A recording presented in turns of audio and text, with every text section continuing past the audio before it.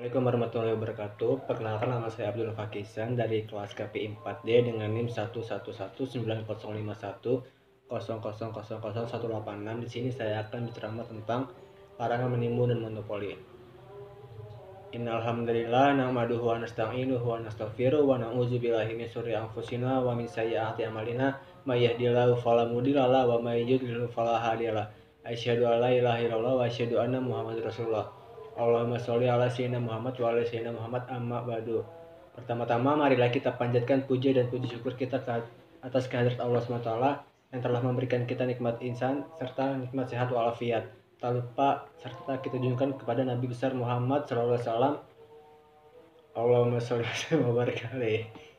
Menimbun barang pokok dalam hadis riwayat Muslim dijelaskan bahwa An Ma'mar bin Abdillahi Al-Adi Kola Rasulullah SAW la tahriku illa khotiyah, yang artinya Ma'mar bin Abdullah meriwayatkan bahwa Rasulullah SAW bersabda, tidaklah seseorang menimbun makanan pokok melainkan dia dosa besar. Diriwayatkan hadis Muslim. Penimbunan adalah mengumpulkan dan menimbun barang-barang tertentu yang dilakukan dengan sengaja sampai batas waktu tertentu, penunggu tingginya harga barang-barang tersebut. Penimbunan barang dalam bahasa Arab disebut ikhtiar, bermakna istabadda yang berarti bertindak sewenang-wenangnya. Al-Quran dengan tegas menjelaskan bahwa penimbunan diancam dengan siksa yang keras. Dalam surat At-Taubah ayat 9 dijelaskan bahwa menimbun harta atau komoditas yang merupakan kebutuhan masyarakat merupakan praktek bisnis yang terdapat di dalamnya landasan kebatilan, kerusakan, dan kezaliman sekaligus. Dengan demikian, praktek ini sangat jelas bertentangan dengan etika bisnis Islam. Al-Quran dalam menjamin stabilitas ekonomi masyarakat senantiasa memperhatikan sikap dan perilaku para pelaku bisnis dalam menjalankan aktivitasnya. Pada ayat tersebut, secara tegas menyatakan agar umat Islam tidak melakukan penimbunan harta dalam aktivitas jual beli maupun aktivitas ekonomi lainnya.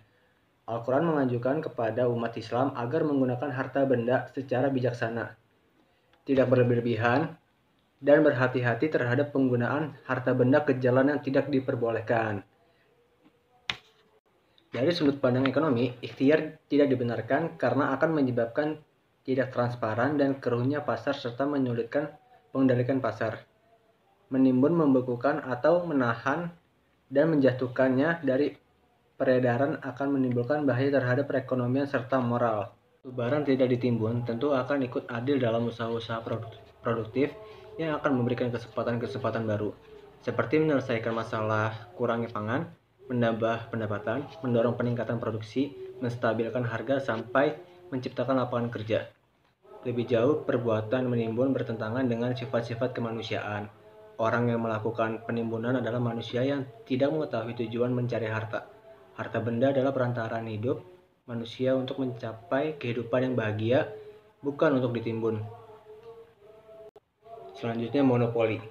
Monopoli dari sudut pandang bisnis diartikan sebagai suatu kondisi bisnis di mana ada suatu perusahaan yang memiliki layanan yang dibutuhkan oleh banyak orang. Dengan demikian, perusahaan ini ada dalam kondisi tidak memiliki pesaing atau kompetitor. Perusahaan yang bersifat monopoli dapat mengambil keuntungan yang maksimal akibat tekanan yang diberikan terhadap pasar.